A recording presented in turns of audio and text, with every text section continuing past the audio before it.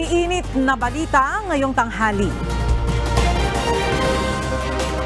Seguridad sa entry point sa Batasang Pambansa, hinigpitan na. Ilang araw bago ang ikatlong sona ng Pangulo sa Lunes, traffic rerouting plan ipatutupad ng MMDA. MMDA sinabing hindi perpekto ang disenyo ng viral na rampa sa isang istasyon ng EDSA busway. Turnover ceremony para sa bagong liderato sa Department of Education isinagawa ngayong araw. Gumagawa at nagbebenta ng peking government IDs na aresto ng NBI sa Cebu. Luzon Grid, muli na namang isa sa ilalim sa yellow alert ngayong araw.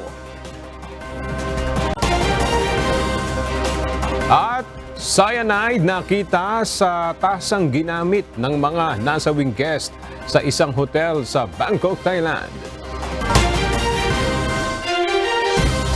Magandang tanghali mga kasangbahay. Ngayon po ay araw ng Huwebes, July 18, 2024. At una sa mga balita ngayong tanghali. Nakaabang na ang lahat sa magiging talumpati ni Pangulong Ferdinand Marcos Jr. sa kanyang ikatlong State of the Nation Address sa Lunes, July 22. Bawat sektor may kanya-kanyang nais marinig sa Pangulo. Ano nga ba ang inaasahan ng mga Pilipino sa ikatlong pag-uulat sa bayan ni PBBM? Narito ang report ni Nel Maribuho. Isa ang usapin sa West Philippine Sea sa dapat na bigyan diin ni Pangulong Ferdinand Marcos Jr. sa kanyang State of the Nation Address sa Lunes, July 22. Ayon sa political analyst na si Ramon Casiple, kailangan malaman ng mamamayan kung gaano ba katatag ang posisyon ng Pilipinas sa riyon sa gitna ng alyansa nito sa ibang mga bansa tulad ng sa Estados Unidos. Bukod rito, kailangang ilatag ni Pangulong Marcos ang mga hakbang kung papaano re-resolbahin ang problemang kinakaharap ng agrikultura tulad ng pagtaas ng halaga ng produkto nito. Pinakamalaking usapin na yung economic development, pagbaba ng mga presyo, agricultural issue at yung mga subsidy sa ating mga mamamayan. Nais ring marinig ni Casiple ang usapin sa kredibilidad ng paparating na eleksyon sa gitna ng pagpapalit ng service provider ng Commission on Elections o COMELEC. Para naman political analyst na si Professor Edmund Tayaw, maganda ang nagiging takbo ng sektor ng agrikultura kaya kailangan pang marinig ang mga plano at programa ukol dito. Naniniwala rin si Tayaw na dapat magkaroon ng bagong diskarte o estratehiya ang pamahalaan sa isyu sa West Philippine Sea at sagutin ang mga kritiko tulad ng usapin kung umaasa ba talaga ang Pilipinas sa US sa isyong ito. Ayon pa kay Professor Tayaw, dapat mabigyan rin ng update ang mamamayan sa ginagawang streamlining sa gobyerno. Ayon naman sa policy analyst na si Attorney Michael Henry Yusinko, kailangang ihayag ng Marcos administration ang direksyon nito kung papaano haharapin ang education crisis, food insecurity at maritime security. Nel Maribuho, UNTV News and Rescue, Diyos ang aming sandigan, serbisyo publiko ang aming pinahalagahan. Hindi nagbibiro si Vice President Sara Duterte nang sabihin nito kamakailan na itinatalagan niya ang kanyang sarili bilang designated survivor sa araw ng State of the Nation Address o SONA ni Pangulong Ferdinand Marcos Jr. sa darating na Lunes, July 22. Sinabi rin ng pangalawang Pangulo na hindi ito isang pagbabanta. Dili ito siya joke. Dili po ito siya parang threat. I think many missed the point. So, para sa ako, wala ka kasabot the first time, I don't think you deserve an explanation. Hindi naman nangangamba ang Senate Minority Bloc sa pahayag ni Vice President Sara Duterte kaugnay ng pagtatalaga sa kanya sa pagtatalaga sa kanyang sarili bilang designated survivor. Nag-attend naman kami sa last SONA, so we will attend. Hindi kami natatakot sa designated survivor kasi pelikula lang yun. Maging si dating Senate President Juan Miguel Migs Zubiri hindi rin nangangamba sa pahayag ng Vice Presidente at kumpiyansang matitiyak ng Pambansang Pulisya at ng Presidential Security Group ang kaligtasan sa SONA. Abiso sa mga motorista. Magpapatupad ang Metropolitan Manila Development Authority ng Traffic Rerouting Plan sa darating na Lunes, July 22, kaalinsabay ng idaraos na ikatlong State of the Nation Address ni Pangulong Ferdinand Marcos Jr. Sa abiso ng MMDA, magbubukas ng zipper lane sa southbound portion ng Commonwealth Avenue para sa mga opisyal at bisita na dadalo ng SONA. Pansamantala namang isasara sa mga motorista ang batasan IBP Road ng alas 8 ng umaga. Pinapayuhan ng MMDA ang mga apektadong motorista na dumaan muna sa mga alternatibong ruta. Para sa mga sasakyan na manggagaling ng Elliptical Road, maaaring dumaan sa North Avenue, kakanan ng Mindanao Avenue, kanan sa Sauyo Road o pwede ring dumaan sa Quirino Highway hanggang makarating ng destinasyon. Kung manggagaling naman ng Commonwealth Avenue, pwedeng dumaan sa Sauyo Road o Quirino Highway, kakaliwa sa may Mindanao Avenue, kakaliwa ng North Avenue hanggang sa destinasyon. Para naman sa mga light vehicle, maaaring dumaan sa C5 Road, kakaliwa ng Magiting Street, kakanan ng Maginhawa Street, kakaliwa ng Mayaman Street hanggang sa Kalayaan patungo sa point of destination. Samantala, para naman sa mga truck na manggagaling ng C5 sa may Katipunan Avenue, pwedeng dumaan sa Luzon Flyover, kakaliwa ng Congressional Avenue hanggang sa point of destination. Hinigpitan na ang entry point sa Batasang Pambansa bago ang ikatlong State of the Nation Address o SONA ni Pangulong Ferdinand Marcos Jr. sa darating na Lunes, July 22. Samantala, nakalatag na ang red carpet sa North at South lobbies ng main building ng House of Representatives. Mula sa Quezon City, balikan natin si Rosalie Coz live. Rosalie, pinayagan pa ba na makapasok ang media ngayon dyan sa House of Representatives? Ella, ngayong araw ay limitado na lang yung mga maaaring makapasok sa House of Representatives. Naghigpit na ng entry point sa Batasang Pambansa bilang paghahanda sa ikatlong State of the Nation Address o SONA ni Pangulong Ferdinand Marcos Jr. Kabilang tayo sa mga hindi na pinapasok ngayong araw at sa Lunes na tayo maaaring makabalik sa Kamara para sa mismong taunang ulat sa bayan ng Pangulo. May listahan ng mga may pahintulot na makapasok sa Kamara simula sa araw na ito hanggang Lunes, July 22. Samantala na ilatag na ang red carpet sa North at South lobbies ng main building ng House of Representatives. Nakuhanan natin ito ng video kagabi bago tayo lumabas ng Batasang Pambansa. Sa dakong ito dadaan ang mga panauhin para sa SONA at bago na rin ang air conditioning system at flooring sa bahaging ito ng gusali. Batay din kay House Secretary General Reginald Velasco, nagkaroon ng security enhancements sa bahaging ito ng Kamara. Sa Batasan Road naman, nagsasagawa ng pagtataba sa mga sanga ng punong kahoy sa Center Island. Balik sa iyo, Ella. Maraming salamat, Rosalie Coz. Pinangunahan kahapon ni Vice President Sara Duterte ang national kick-off ng Brigada Eskwela sa isang paaralan sa Carmen, Cebu bago ang tuluyang pagbibitiw niya bilang Secretary ng Department of Education o DepEd. Nagpahayag naman ng pagtitiwala ang Vice Presidente sa kakayahan ni incoming DepEd Secretary Sani Angara upang pangunahan ang kagawaran. Narito ang report ni Gladys Tuabi. Para mapanatili ang diwa ng bayanihan at maiwasan ang anumang kompetisyon, at sa halip ay mapalakas ang kooperasyon at kolaborasyon ng mga education stakeholder. Aalisin ang pagkakaloob ng Best Implementing School Awards, Hall of Fame Awards at Brigada Plus sa pagsasagawa ng Brigada Eskwela ngayong taon.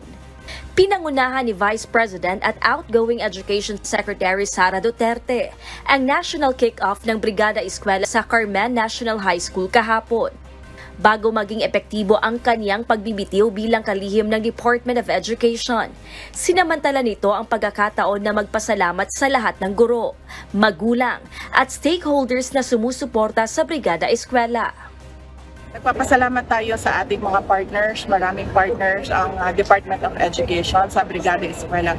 Unang-una na ang mga magulang dahil sila yung merong malaking interest sa loob ng ating mga paaralan dahil nandyan yung kanilang mga anak. Sa buong taon na tinutulungan nila at nagiging partners sila ng ating mga teaching and non-teaching personnel sa loob ng paaralan. Pangalawa, ang ating mga partners na local government units. Magsisimula ang aktwal na pagsasagawa ng Brigada Eskwela sa Lunes, July 22 hanggang Sabado, July 27.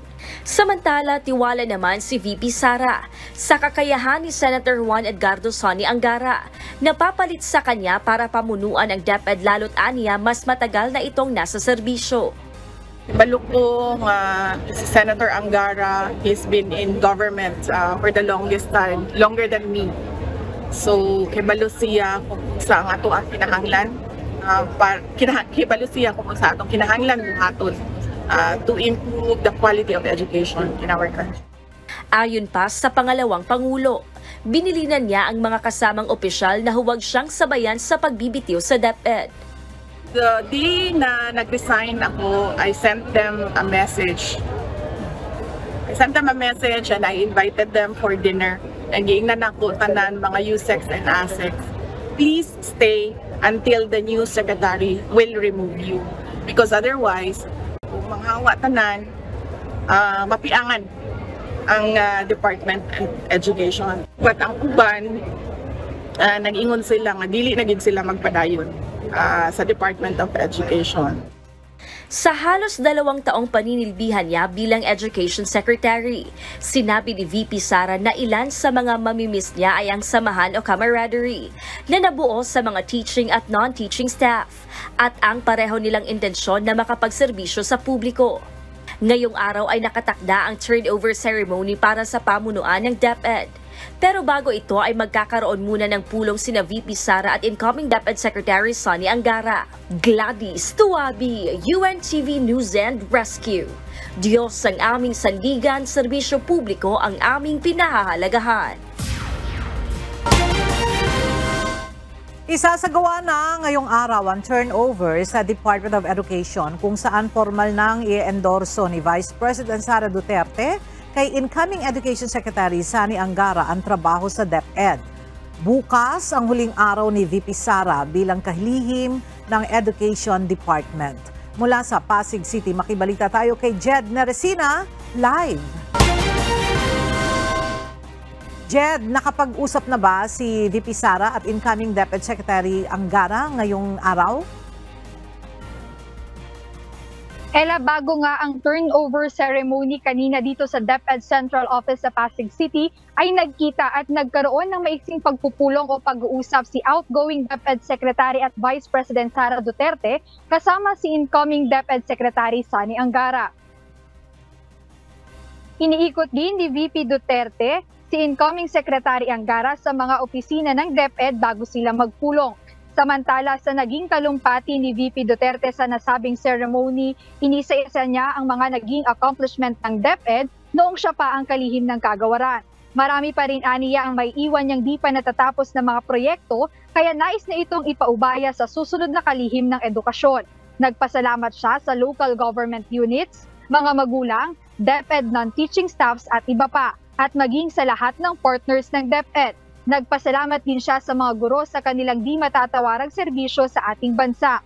Samantala, nagpasalamat si Senator Angara kay VP Duterte at maging sa mga Undersecretary at Assistant Secretary ng DepEd. Aniya, ang napasimulang trabaho ng DepEd ang magsisilbing matatag na pundasyon nila sa mga programa at proyekto na kanilang isusulong. We will build from what you have already started, dagdag ni Angara. Kanina nga ay ibinigay na ni Vice President Sara Duterte ang watawat ng Department of Education, ang official na selyo ng kagawaran at ang transition report kay Senator Angara. Ayan munang update dito sa DepEd Pasig City. Balik sa iyo, Ella. Maraming salamat, Jed Neresina. Alive and eating. Ganyan inilarawan ni Senator Christopher Bongo si dating Pangulong Rodrigo Duterte sa gitna ng mga chismis sa kondisyon nito. Sa kanyang Facebook post kagabi, ibinahagi ni Senator Go ang mga larawan ni Tatay Digong kasama ang kanyang partner na si Hanilet Abansenia. Makikita rito, na maayos naman ang kalagayan ng former president na nakaupo at kumakain. Noong June, nag-live rin ang senador kung saan sinabi ng dating Pangulo na lagi lang siyang nasa bahay at nagpapahinga. Nag-abiso ang Department of Foreign Affairs sa publiko na madidelay ang pagre-release ng kanilang mga passport bunsod ng isinasagawang maintenance work mula sa Apo Production Unit Incorporated. Ang Apo Production Unit ang service provider ng DFA sa produksyon ng passport. Kabilang sa mga maaantala ang passport ay ang mga nag-apply noong nakaraang linggo. Siniguro naman ng DFA na maibabalik sa normal ang release ng passport sa lalong madaling panahon. Pinayuhan naman ang mga bagong mag-a-apply na makipag-ugnayan sa consular office at foreign service post na malapit sa kanilang lugar. Isinailalim ng National Grid Corporation of the Philippines o NGCP ang Luzon Grid sa yellow alert ngayong araw bunsod ng manipis na supply ng kuryente. Base sa abiso ng NGCP, iiral ang yellow alert simula mamayang 1:00 ng hapon hanggang 10:00 ng gabi. Ayon sa NGCP, mayroong 17 planta ang naka-shutdown sa ngayon habang may 10 naman ang gumagana sa mas mababang capacity. Dahil sa manipis ang power supply ngayong araw, posibleng makaranas ng brownout ang ilang mga lugar sa Luzon. Pinaiimbestigahan na ng Department of Agriculture ang pagbebenta ng 250 pesos per kilo ng manok sa Muñoz Market. Samantala, pansamantalang ipinagbawal ng kagawaran ng pag-i-import ng mga itlog at manok mula sa Minnesota, USA dahil sa banta ng bird flu. Narito ang report ni Harry Ilagan. Matapos makapagtala ang Department of Agriculture ng taas presyo ng manok sa ilang pamilihan sa Metro Manila kahapon, pinaimbestigahan na ng kagawaran ang pagbebenta ng 250 pesos per kilo ng manok sa Muñoz Market. Kasi nga dapat tingnan natin kung sino talaga dapat ang managot eh. Halimbawa, ang bagsak sa kanila doon talaga ganito ng level, di ba? Siyempre kailangan kumita nung retailer doon sa palengke. Yun ang mahirap i-trace kahit papano. Ayon kay Asik de Mesa, mas tututukan pa ng kagawaran ang price monitoring sa mga pamilihan sa Metro Manila, gayon din sa Visayas at Mindanao upang maiwasan ang pananamantala ng mga supplier. Yung nabalita na 250 ay sa isang palengke lang naman, ito ay sa Muñoz. But yung the rest of the markets that we are regularly monitoring under our AMAS, ang presyo ay nagre-range between 195 to 210. Yun yung prevailing prices. Ayon pa sa DA, sapat pa naman ngayon ang supply ng manok sa bansa, kaya wala dapat ipangamba ang mga mamimili. Samantala, pinag-utos naman ng Department of Agriculture ang pansamantalang pagbabawal ng pag-aangkat ng manok, itlog at poultry products at anumang ibon mula sa Minnesota, USA dahil sa banta ng avian influenza o bird flu simula kahapon. Batay ito sa inilabas na report ng US Department of Agriculture na may kumpirmadong kaso ng H5N1 infections o bird flu sa 3 mga bansa sa estado ng Minnesota, USA. May effect din kasi yung pag-temporary ban sa Minnesota nung egg and other PS natin, chicken, kasi ano yun, sources natin ng PS, yung parent stock natin, na magpo-produce ng mga DOCs natin o day-old chicks. Major source natin ang US ng mga PS. Harry Ilagan, UNTV, News and Rescue, Diyos ang aming sandigan, serbisyo publiko ang aming pinahalagahan. Hinuli ng Special Action and Intelligence Committee o SAIC ang ilang shuttle services sa Laguna na naghahatid ng mga empleyado ng iba't ibang kumpanya. Ayon sa SAIC, wala na umanong naipakitang kaukulang dokumento ang mga ito, kaya itinuturing na iligal ang kanilang operasyon. Ang detalye alamin natin kay JP Nunez live. JP, ano yung parusang ipapataw ng SAIC dito sa mga nahuling shuttle services sa Laguna? Aga, may impound ang mga shuttle services na walang naipakitang kaukulang dokumento dahil maituturing silang colorum vehicle na nag-ooperate ng illegal.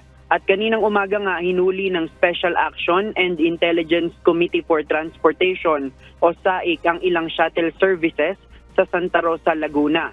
Ito yung mga naghahatid ng empleyado ng iba't ibang kumpanya. Pinara ang mga ito dahil tila mga public transport na nagsasakay ng pasaherong nag-aabang sa kalsada. Ayon sa SAIC, legal naman ito kung meron silang maipapakitang kasunduan sa mga kumpanya na kanilang pinagseserbisyuhan kung saan nakapaloob ang insurance na sasagutin ng operator ng sasakyan kung maaaksidente ang mga pasahero. Ang problema, ang ilan sa mga ito ay walang naipakitang mga dokumento. Depensa ng mga nahuling driver, nagmamaneho lamang sila ng sasakyan at hindi nila alam na dapat nakalagay sa sasakyan ang dokumento ng agreement. Batay sa impormasyon ng SAIC, marami sa Laguna ang ganitong sistema ng shuttle services at gusto lamang nilang makatiyak na ligtas para sa mga pasahero ang kanilang sinasakyan. Samantala, bukod sa mga shuttle service, meron ding isang bus ang pinara ng SAIC.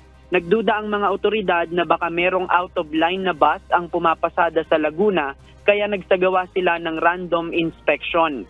Ang isang bus na papuntang Taft Avenue na pinara, meron namang tamang ruta mula sa Land Transportation Franchising and Regulatory Board o LTFRB. Ang problema, wala siyang naipakitang rehistro mula sa Land Transportation Office o LTO. Binigyan siya ng pagkakataon na itawag sa kumpanya na magpadala ng kopya ng rehistro kahit sa online messaging app pero wala siyang naipakita sa SAIC. Sa huli, pinalipat ang mga sakay nitong pasahero sa ibang bus at subject for impound ang bus dahil sa failure to carry ORCR. Ayon sa SAIC, Aga, mas paiigtingin pa nila ang panguhuli sa mga kolorum, hindi lamang sa Metro Manila, kundi pati na rin sa mga kalapit na probinsya. Yan muna ang ating latest live. Balik sa iyo, Aga. Maraming salamat, JP Nunez. Aminado ang Metropolitan Manila Development Authority o MMDA na hindi perpekto ang desensyon ng bagong ramp na binuksan sa may EDSA PhilAm Station ng EDSA Busway. Sa opisyal na pahayag ng ahensya, ipiniliwanag nito na hindi angkop ang disenyo ng rampa para sa mga naka-wheelchair. Gayunman, malaking tulong pa rin nila ito para sa mga buntis, senior citizens at iba pang mga persons with disabilities. Magtatalaga naman ang MMDA ng kanilang mga kawani para umasiste sa mga PWD sakaling mahirapan silang umakyat at bumaba sa rampa. Nilinaw ng MMDA na kumpara sa nag-viral na larawan ay hindi naman masyadong matarik ang rampa sa aktwal na itsura nito. Dagdag pa ng MMDA, may height restriction ang MRT na kanilang sinunod kaya't hindi naging posible na ipantay ang elevator sa footbridge. Nilinaw ng National Kidney and Transplant Institute o NKTI na hindi head nurse kundi staff nurse ang umano'y leader sa iligal na pagbebenta ng kidney. Ayon sa NKTI, itinanggi ng inaakusahan na involved siya sa ganitong gawain. Narito ang report ni JP Nunez. Matapos pangalanan ng National Bureau of Investigation si Alan Ligaya na umano'y sangkot sa bentahan ng kidney bilang head nurse ng National Kidney and Transplant Institute, nilinaw ng pamunuan ng NKTI na hindi siya head nurse pero hindi nito itinanggi na siya nga ay empleyado ng ospital. Siya po ay staff nurse namin dito sa National Kidney and Transplant Institute. Ayon sa NKTI, nagkaroon na sila ng executive meeting kung saan nakausap nila ang nurse na itinuturong mastermind umano ng bentahan ng kidney. Ang sabi niya, hindi raw totoo at hindi niya rin daw kilala yung tatlong tao. Ayon pa kay NKTI Executive Director Rosemary Rosete Liquete, sinabihan na nila ang nurse na humarap sa NBI kung talagang wala siyang kasalanan. Bukas umano ang NKTI na imbestigahan siya ng NBI kahit sila pa mismo ang magpunta sa ospital. Ayon naman kay NKTI Deputy Executive Director for Nursing Nerissa Gerial, 23 years na ding nagtatrabaho sa kanila ang nurse at wala naman itong bad record. Hindi rin umano ito humahawak sa mga pasyente na isinasailalim sa kidney transplant. Wala po talagang kinalaman niyo sa transplant. Yung unit na yan, marami po mga procedures na ginagawa. Yung po mga endoscopy, dyan ginagawa. Gastroscopy, colonoscopy, yung shockwave, dyan po ginagawa, lithotripsy, yan po yun. So, malayo po yun doon sa transplant na pinag-uusapan ngayon. Pero ayon sa NKTI, kung mapapatunayan man na involved talaga siya sa bentahan ng kidney, ang NKTI mismo ang gagawa ng legal na hakbang upang makasuhan siya ng administratibo. We have an admin case committee. So they will investigate further po kung anong pangyayari, and then they will make a recommendation po sa amin, sa Execom, kung ano ang dapat. If it's also a crime, then we will also forward that complaint to the proper authorities. So for the first start is an admin case po, ipa-file namin sa kanya. Sa ngayon, wala pa umanong ipapataw na sanksyon o suspensyon ang NKTI sa nurse at papayagan pa siyang maka-duty ngayong Huwebes. Samantala sa pananaw ng NKTI, ang kahirapan ang nagtutulak sa mga Pilipino para humantong sa ilegal na pagbebenta ng kidney. May poverty talaga, no? Poverty ang nagtulak sa kanila para ibenta yung kidney nila. Poverty. Yun ang dapat i-address talaga natin sa ating nation. JP Nunez, UNTV, News and Rescue. Diyos ang aming sandigan, serbisyo publiko ang aming pinahahalagahan. Nagsagawa ng pagsasanay ang Philippine Coast Guard at United States Coast Guard nitong Martes sa karagatang sakop ng Lubang Island. Tinawag na Joint Passing Exercise o PASEX ang pagsasanay kung saan lumahok ang BRP Melchora Aquino ng PCG at US Coast Guard Cutter Waish. Nagsagawa ng simulation ng iba't ibang senaryo sa pagsasanay gaya ng search and rescue, pag-apula sa sunog, communication exercise at medical evacuation. Layunin nito na mapalakas pa ang maritime cooperation at interoperability ng Coast Guard ng dalawang magkaalyadong bansa. Ipinapakita nito ang mahalagang papel ng Coast Guard sa karagatan para magligtas ng buhay, maritime security at pangangalaga sa kalikasan. Hinimok ni retired Supreme Court Justice Antonio Carpio ang pamahalaan na magsampa ng panibagong arbitration case laban sa China. Anya, pagkatapos ng pagsasampa ng Extended Continental Shelf ng Pilipinas sa UN noong nakaraang buwan, kailangan na magsampa naman ng panibagong arbitration case. Ito umano ang kinatatakutan ng China. Narito ang report ni Ryan Lacanlale. Hindi kayang talunin ng Pilipinas ang China kung dadaanin sa puwersa ang laban sa West Philippine Sea. We have to bring the dispute to a forum where we cannot lose, where we can win. Because in the South China Sea, if we fight China in the South China Sea, we can never win, we can only lose. Ayon kay retired Supreme Court Senior Associate Justice Antonio Carpio, sa laki at lakas ng naval asset ng China, imposibleng manalo ang Pilipinas sa ganitong laban. China has the largest navy in the world, the largest coast guard in the world, the largest standing army in the world, the largest submarine force in the world. So we do not fight China in the sea. Kaya naman payo ni Justice Carpio, idaan ang usapin sa paraan na siguradong mananalo ang Pilipinas at ito ay sa legal na hakbang. Ito na umano ang tamang panahon para muling magsampa ng arbitration case ang Pilipinas sa International Tribunal on the Law of the Sea o ITLOS na itinatag sa ilalim ng United Nations Convention on the Law of the Sea o UNCLOS.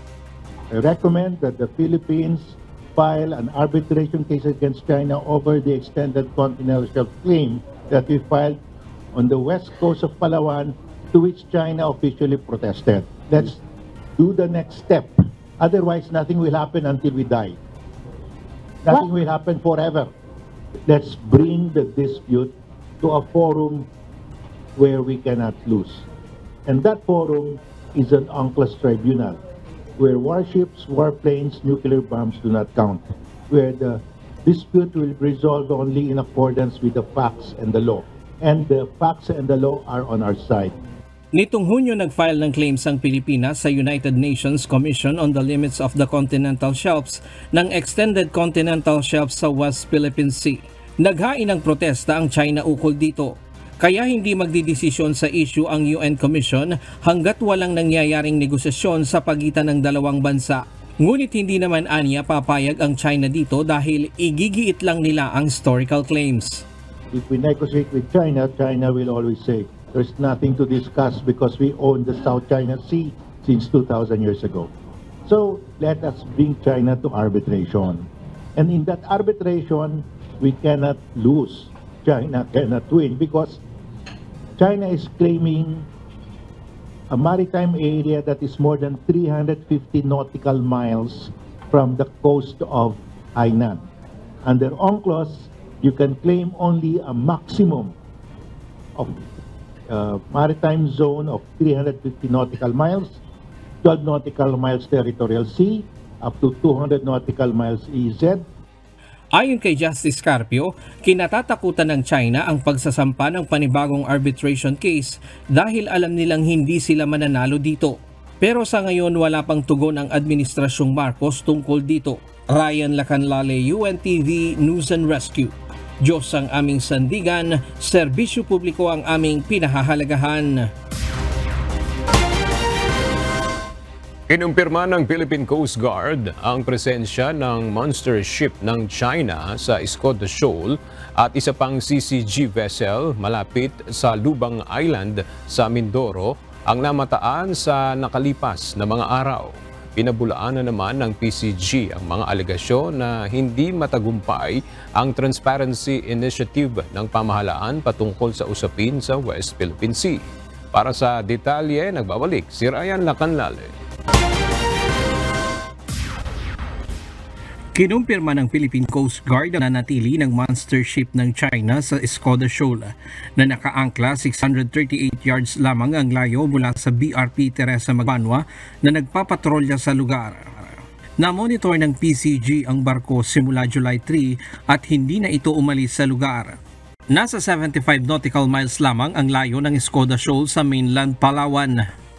So I'd like to compare that as of 7:30 in the morning, the last image that I got from our Coast Guard personnel from 9701, the China Coast Guard monster ship remains to be inside the Escoda Shoal. It never departed and still anchored there. Kinumpirma rin ng PCG ang pagdaan ng isa pang Chinese Coast Guard vessel na 5303 sa layong 60 nautical miles mula sa Lubang Island sa Occidental Mindoro.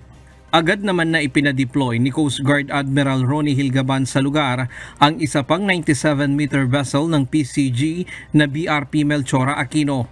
Ngunit ayon kay Commodore Tariela, umalis na ito sa lugar nitong Martes ng gabi at nagtungo sa direksyon ng Palawan. Samantala, sinabi naman ng PCG na nagagawa ng Transparency Initiative ng pamahalaan ang dalawang layunin nito. Una ay maimulat ang sambayan ng Pilipino sa usapin ng West Philippine Sea upang labanan ng fake news ng China at magkaroon ng iisang boses laban sa kanilang agresyon. Pangalawa ay malaman at maintindihan ng international community ang nangyayari. Aniya hindi ito ang nag-iisang tugon para labanan ang agresyon ng China sa West Philippine Sea. The mere fact that more than 80% of Filipinos now support President Bongbong Marcos in our stand in the West Philippine Sea, and more countries now are reaching out to the Armed Forces of the Philippines the Philippine Coast Guard, and a lot of national leaders, even G7, have given a diplomatic community standing up against China's aggression to the West Philippines. It has served its purpose.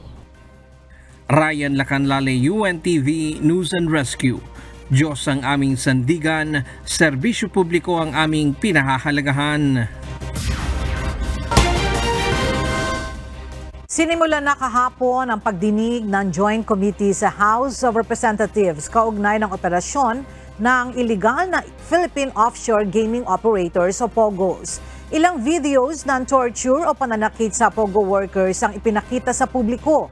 Ang detalye sa ulat ni Rosalie Coz.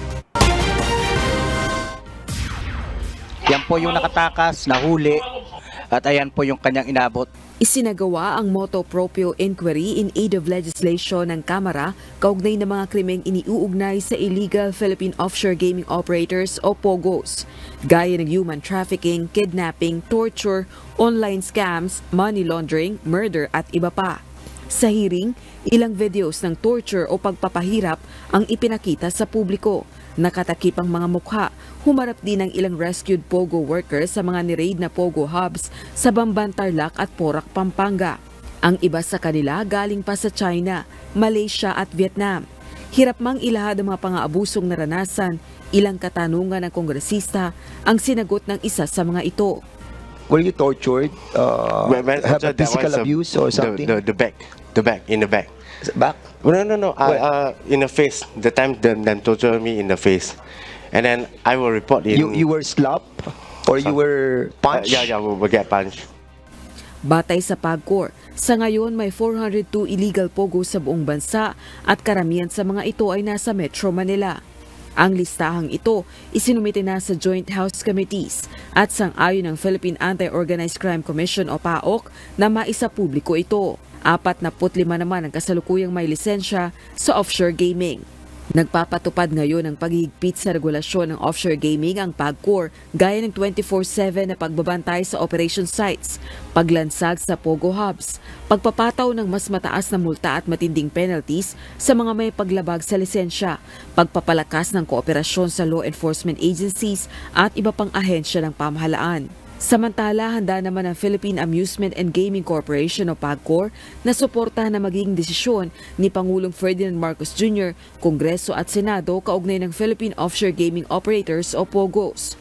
Kung pagtitibayin at tuluyang ipagbabawal ang POGOs o tinatawag na Internet Gaming Licensees o IGLs ngayon, handang sumunod ang PAGCOR dito. If Congress will pass a law and if the President will order the immediate closure of the IGL industry, we will be supportive of such. We will not be contradicting whatever decisions Congress, Senate, or the President of the Philippines will make.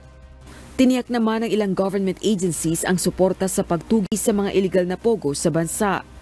The Executive Secretary Lucas P. Bersamin gave us a clear and urgent directive to eradicate the scourge of human trafficking in our country and ensure the rescue of all its victims. We have to admit that our perspective is on the negative side, being on the justice and law enforcement sector. For the benefits, we will have to defer to PAGCOR and other relevant government agencies, and will submit to the discretion of Congress, who will weigh the benefits vis-a-vis the dangers and the costs.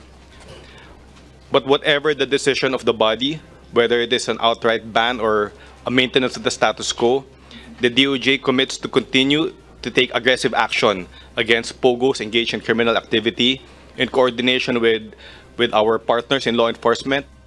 Layo ng pagdinig ng Kamara na papanagutin sa batas ang mga illegal operator ng POGO, gayon din upang puksain ang mga krimeng iniuugnay dito.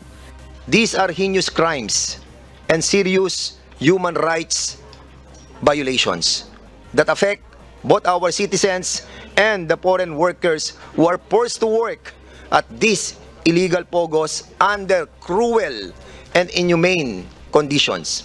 Nanawagan naman ang mga kongresista sa mga lokal na pamahalaan na tiyaking na ipatutupad ng mahigpit ang mga regulasyon kaugnay ng offshore gaming operators sa kanilang mga nasasakupan. Rosa Licoz, UNTV News and Rescue. Diyos ang aming sandigan, serbisyo publiko ang aming pinahahalagahan. Nagsasagawa ngayong araw ang Commission on Elections ng Artificial Intelligence o AI Conference kasama ang Information Technology Group, UP Law students at iba pang stakeholders sa UP Diliman sa Quezon City. Para sa update, makibalita tayo kay Dante Amento live. Dante, ano na yung mga natalakay dyan sa AI Conference ng COMELEC? Magandang tanghali aga. Sa ngayon ay nagpapatuloy pa itong ginagawang Artificial Intelligence o AI Conference dito sa University of the Philippines sa Diliman, Quezon City. Ito yung unang AI forum na pinangungunahan ng Commission on Elections of COMELEC. Kasama nga yung mga iba't ibang stakeholders. May nakita pa tayo kanina na IT group. Ang ginagawang conference ay kaugnay pa rin ito o may kinalaman sa nalalapit na 2025 national and local elections sa Pilipinas. Ayon kay Chairman George Erwin Garcia, bagamat gusto nilang ipagbabawal ng tuluyan ang paggamit ng AI, partikular na sa panahon ng kampanya, pero sa ngayon ay gusto nilang talakayin kung hanggang saan yung kanilang gagawing prohibition o kung hindi naman nila tuluyang pagbabawal, ay paano nila i-regulate ang paggamit ng AI. Paliwanag ng COMELEC, ang pagkalat ng AI-generated videos o impormasyon sa social media ay mahirap nilang i-control dahil wala namang batas na nagre-regulate ng social media. Ang batas sa Pilipinas patungkol sa halalan ay matagal na, lalo na yung Omnibus Election Code na halos 40 taon na at hindi naman ito sakop yung ating mga makabagong teknolohiya. Inaasahan na sa pamamagitan nitong forum na ito ay magkakaroon ng solusyon kung papaano ba ang gagawing hakbang kaugnay sa AI at deepfakes na hindi makakaapekto sa integridad at kredibilidad ng halalan. Sa ngayon aga ay nagkakaroon pa ng talakayan. Wala pa tayong access kung ano yung partikular na talakay, pero ang sinasabi ni Chairman Garcia, lahat ng mga inputs dito sa conference ay inaasahan nilang maglalabas sila ng kaukulang resolusyon kaugnay dito nga sa issue ng AI generated videos at ng deepfakes na hindi magagamit sa panahon ng halalan o kaya kung magamit man ay paano nila ma-regulate. Ima nating update mula dito sa Quezon City. Balik sa iyo, Aga. Okay, maraming salamat, Dante Amento. Naaresto ng mga tauhan ng National Bureau of Investigation ang isang gumagawa at nagbebenta ng mga peking government ID sa Cebu. Naharang sa entrapment operation ng isang alias Yuri Chan na umaming reseller ng fake BIR ID. Sa tulong nito, natuntun nila ang source o pinanggagalingan ng peking IDs. Na-recover mula sa suspect ang nasa 500 fake at blankong BIR at PhilHealth identification cards. Inihahanda na rin ng NBI ang isasampang kaso laban sa sangkot sa iligal na gawaing ito. Binisita ngayon ni Philippine National Police Chief Police General Romel Francisco Marbil ang kanilang mga tauhan sa Camp Vicente Lim sa Calamba, Laguna. Ipinaalala ng hepe ng PNP sa mga tauhan nito ang responsibilidad ng mga pulis sa seguridad ng taong bayan. Mula sa Calamba, Laguna, may report si Lea Ilagan live. Lea, ano yung naging tagubilin ng PNP Chief sa mga pulis sa Calabarzon Region? Magandang tanghali sa iyo, Aga. Kasabay nga ng pagdaraos ng Serbisyong Bayanihan ng Police Regional Office 4A o Calabarzon para sa pamilya ng mga pulis. Binisita ni PNP Chief Police General Romel Francisco Marbil ang Calabarzon Police. Pinarangalan ni Chief PNP ang mga pulis na mayroong magagandang trabaho at accomplishment. Pinulong din ni Chief PNP ang mga opisyal at tauhan ng PNP Calabarzon. Ipinaalala ni General Marbil ang prioridad ng PNP. Ito ay ang kaligtasan ng taong bayan. Kaya naman sinabi ni General Marbil na paghusayin ng bawat isa ang kanilang trabaho upang mapanatiling ligtas ang bawat kalye sa bansa. Ganon din ang laging paggawa ng tama sa lahat ng oras. Ipinunto din ni Chief PNP na dapat ding alagaan ng mga pulis ang kanilang mga kalusugan. Ipinaalala sa mga commander na wag nang ilabas para magpatrolya ang mga pulis na mayroong karamdaman. Tiniyak din ni Chief PNP na maibibigay sa mga pulis ang kanilang health card. Nais din ng pinuno ng pambansang pulisya na maipagtanggol ang mga nakakasuhan sa pagganap ng kanilang tungkulin. Ito ay sa pamamagitan ng pagkuha ng mga private lawyer, bukod pa sa tulong ng mga abogado mula sa legal service ng PNP. Sa huli, sinabi ni Chief PNP na dapat isapuso ng bawat isa ang kanilang mga trabaho at alagaan ang imahe at dignidad ng PNP.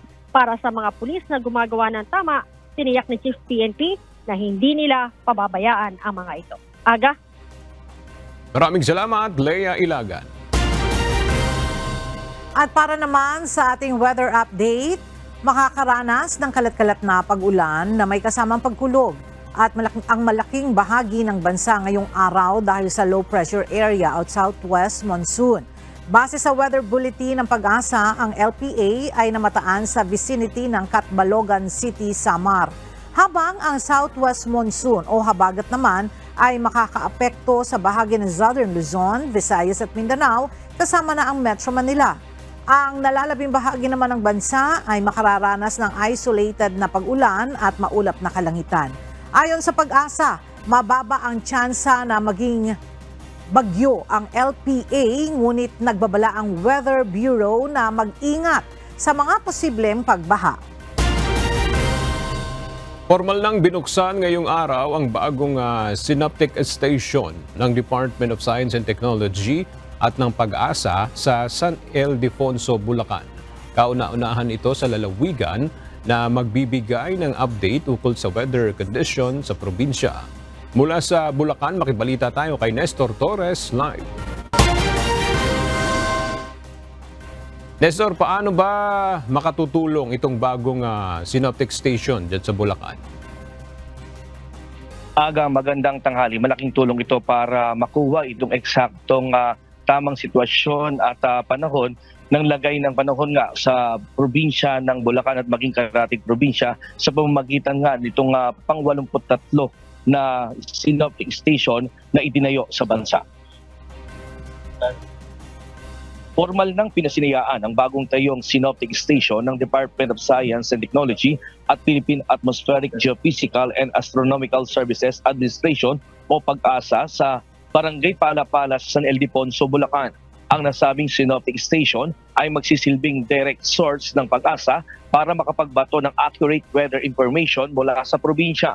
Ayon sa Pag-asa, isa itong state-of-the-art observational instrument kung saan makatutulong ito para ma-detect ang atmospheric pressure, wind direction, at wind condition at speed and rain gauges, several thermometers for dry and wet bulb at minimum thermometer, humidity at heat index. May installation din ito na solar radiation sensor para ma-measure din ang bright sunshine duration mula sa sikat ng araw. Ang nasabing measurement ay hango o kahawig ng pinatutupad na World Meteorological Organization o WMO. Ito po yung stasyon ng Pag-asa kung saan nagkakaroon po tayo dito ng actual observation ng iba't ibang mga parameters na kinakailangan po natin para sa paggawa ng weather forecast and of course yung warning. No?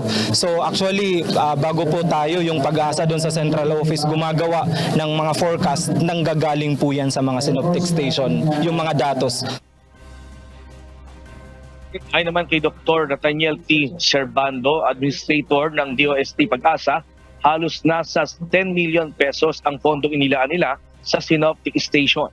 Malaking tulong ang nasabing weather information dahil isa itong early warning information, lalo na ngayong inaasahan na ang El Niño phenomenon pagpasok ng buwan ng August hanggang Oktubre. Makatutulong din ito sa disaster preparedness awareness para makaiwas sa anumang kalamidad, kabilang na nga itong pagbaha at maging ang landslide. The opening of the newest synoptic station is timely dahil inaasahan natin towards the later part of the year, in fact bandang August, September-October season, in-expect natin na more than 70% mag-develop ang La Nina at ito ay mag-extend towards the first few months. Samantala, ang nasabing synoptic station sa San Ildefonso ay kauna-una sa buong probinsya ng Bulacan na 24/7 na mag-ooperate sa probinsya. Aga sa ngayon nga ay ongoing itong ginagawang press conference ngayon ng Pag-asa sa media at kung saan nga ay itong pinaghahandaan itong particular itong zona ng Pangulo. At may inaasahan din nga na mga low pressure area pero kung talagang mabubuo itong bagyo ayon sa Pag-asa itatawagin itong Butchoy. At yan mo latest live mula dito sa San Ildefonso, Bulacan. Balik sa iyo. Aga? Maraming salamat, Nestor Torres. 16 na tao ang patay sa sunog sa isang shopping center sa Zigong, Sichuan Province sa China.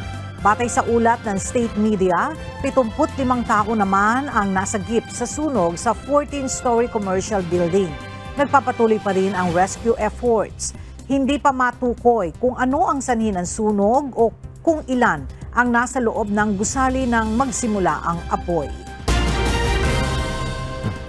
Nakita ang cyanide sa teacups ng 6 na taong nasawi sa isang luxury hotel suite sa Bangkok, Thailand. Natagpuan din ito sa blood samples ng mga biktima matapos na suriin ng mga doktor. Batay sa initial post-mortem examination, walang ibang dahilan na magpapaliwanag sa pagkasawi ng mga ito liban na sa cyanide. Pinaghihinalaan ng mga pulis na isa sa mga nasawi ang nasa likod ng poisoning at bunsod ito ng matinding pagkakautang. Lumangoy si Paris Mayor Anne Hidalgo sa River Seine araw ng Miyerkules, July 17 bilang pagtupad ito sa kanyang pangako sa mga naghihinalang hindi malinis ang tubig sa ilog upang pagsagawaan ng Olympic swimming events. Kasama sa paglangoy ni Hidalgo ang pinuno ng Paris Olympics Organizing Committee at iba pa. Nakatakdang isagawa ang Seine, ang triathlon at marathon swimming legs ng Olympics mula July 26 hanggang August 11. At sa ating pong iiwang mga salita ng Diyos na ating sandigan mula sa Aklat ng Awit, Kapitulo 14, versikulo 2 na nagsasabi, tinutunghan ng Panginoon ang mga anak ng mga tao mula sa langit upang tingnan kung may sino mang nakakaunawa na hinahanap ng Diyos. At yan ang mga balitang aming tinutukan at inaksyonan dahil sa aming pagbabalita, una ang pagkalinga sa kapwa. UNTV-C News, may balita saan mang panig ng daigdig. At dito sa UNTV, Diyos ang aming sandigan, serbisyo publiko ang aming pinahahalagahan. Magandang tanghali.